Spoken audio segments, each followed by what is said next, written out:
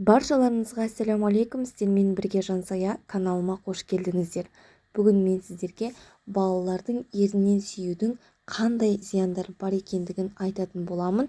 Менімен бірге болыңыздар. Құрметті оқырмандар және де канал қонақтары, каналыма тіркелмеген болсаңыз тіркелуді және де жанында қоңыраушаны басуды ұмытпаңыз. Сол кезде менің видеоларым сіздерге тұрақты түрде көрініп тұратын болады. Әрбір ата-ана үшін бала деген өте маңызды әрі қадірлі. 9 ай бойы құрсақта болған сәбиін асыға күткен ата-ана дүние есігін ашқан баласын мейірлене құшақтап сүю мүмкіндігіне ие болады. Бала үшін де дүниеге келгеннен кейін ата-анасының денесіне өзін жақын сезінуі өте маңызды. Яғни нәрестені әке-шешесі құшақтап сүйген кезде ол өзін сенімді сезінеді. Дегенмен де кейбір ата-аналар балалардың сүйетін жерлері, яғни беттері, жұп-жұмсақ қолдары, торсықтай шекесі тұрған кезде балалардың ерінен сүйіп жатады. Бүгін мінекей сол балалардың ерінен сүюдің физикалық және рухани тұрғыдан зиянын айтып жеткізгім келіп тұр. Бірінші, балалардың иммунитеттері өте әлсіз болғандықтан біздің аузымыз арқылы микробтар ағзасына тезірек өтеді де бала жиі сырқаттанады.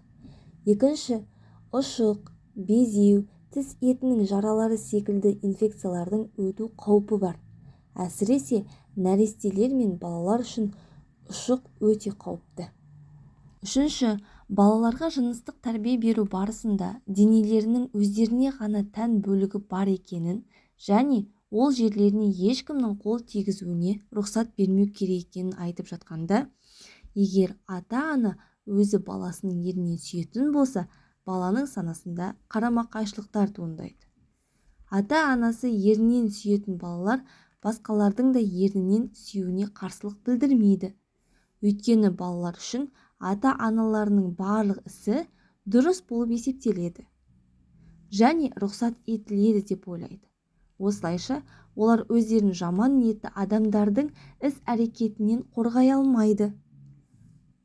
Тіпті олардың бұл әрекетінің жаман және зиянды екенін түсіне де алмайды. Әкесі ұлының, анасы қызының ернінен сүйген кезінде бала жыныс анықтауда қиналу, өскенде басқа жынысты таңдау, яғни өз жынысын иелене алмау секілді қауіптерге жол ашуы мүмкін.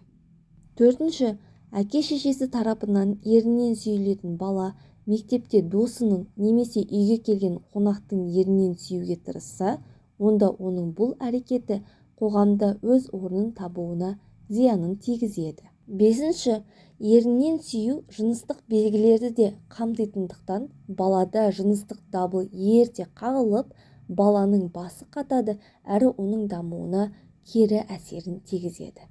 Мінекей, баланың ернінен сүюдің дәл осындай зияндары бар екен.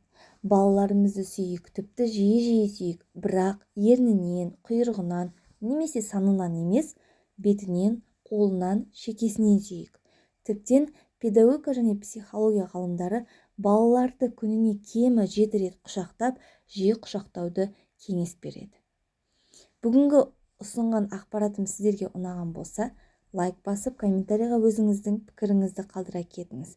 Және де пайдалы болады деген оймен басқа да дос құрбыларыңызға жіберсеңіздер болады. Сіздермен бірге болған Жансая, каналыма тіркелмеген болсаңыз тіркеліп қойыңыз, келесі видеоларда кездескенше.